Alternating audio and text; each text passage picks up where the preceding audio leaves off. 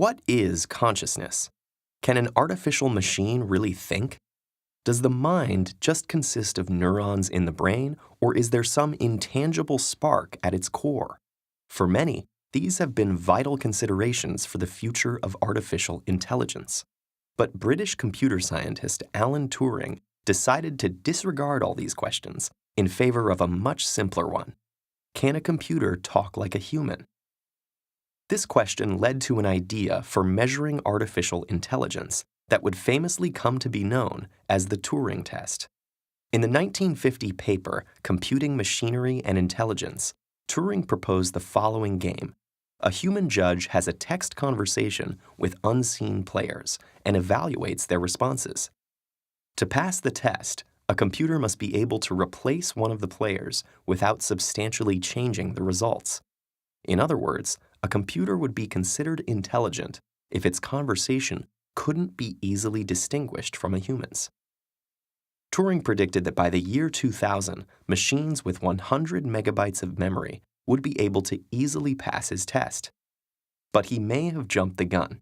Even though today's computers have far more memory than that, few have succeeded, and those that have done well focused more on finding clever ways to fool judges than using overwhelming computing power.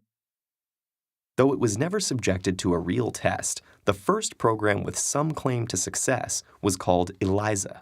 With only a fairly short and simple script, it managed to mislead many people by mimicking a psychologist, encouraging them to talk more and reflecting their own questions back at them. Another early script, Perry, took the opposite approach by imitating a paranoid schizophrenic who kept steering the conversation back to his own pre-programmed obsessions. Their success in fooling people highlighted one weakness of the test.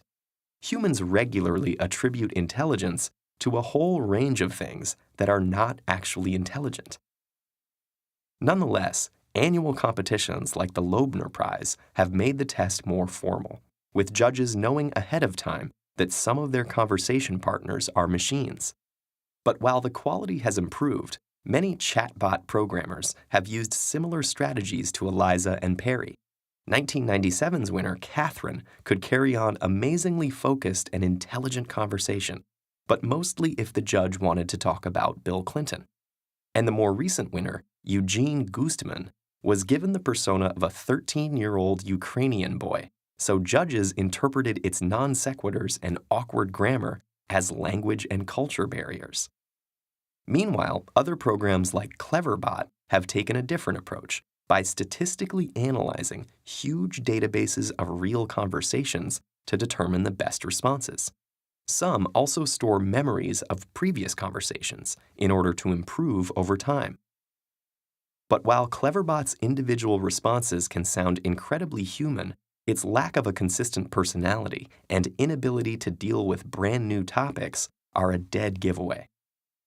Who in Turing's day could have predicted that today's computers would be able to pilot spacecraft, perform delicate surgeries, and solve massive equations, but still struggle with the most basic small talk?